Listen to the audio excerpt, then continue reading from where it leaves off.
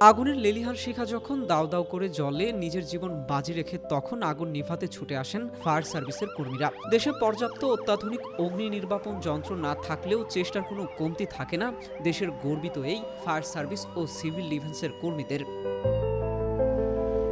দেশের প্রয়োজনেই নিজের জীবন বাজি রেখে আগুন নেভাতে আসেন নয়ন। জীবন বাজি রাখতে গিয়ে হারান নিজের জীবনটাই। নির্দয় ট্রাক চালক চাপা দেন নয়নকে। সচিবালয়ে আগুন নেভানোর সময় ট্রাক চাপায় নিহত হন তিনি। নিহত সোয়ানুজ্জামান নয়ন রংপুরের মিঠাপুকুর উপজেলার বড়বালা ইউনিয়নের ছড়ানাটপড়িয়া গ্রামের কৃষক আক্তারুজ্জামানের ছেলে। তিনি 2 বছর ধরে ফায়ার সার্ভিসে কর্মরত ছিলেন। নয়নের বাড়িতে চলছে শোকের মাতম। এক মেয়ে ও এক ছেলে সন্তানের মধ্যে নয়ন ছিল ছোট। 24 বছর বয়সী একমাত্র ছেলের মৃত্যুর সংবাদ জানার পর থেকে কাঁদতে কাঁদতে বারবার মূর্ছা যাচ্ছেন তার মা নার্গিস বেগম। সন্তান বিয়োগের ব্যথা সইতে না পেরে নিজের বুক চাপড়ে আহাজারি করছেন মা।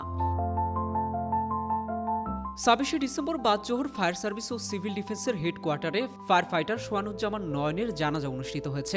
দেশের পতাকায় মোড়ানো নয়নের মরদেহ যখন ফায়ার সার্ভিস সদর দপ্তর প্রাঙ্গণে রাখা হয়, তখন এক শোকের ছায়া নেমে আসে। Desk report, metro TV.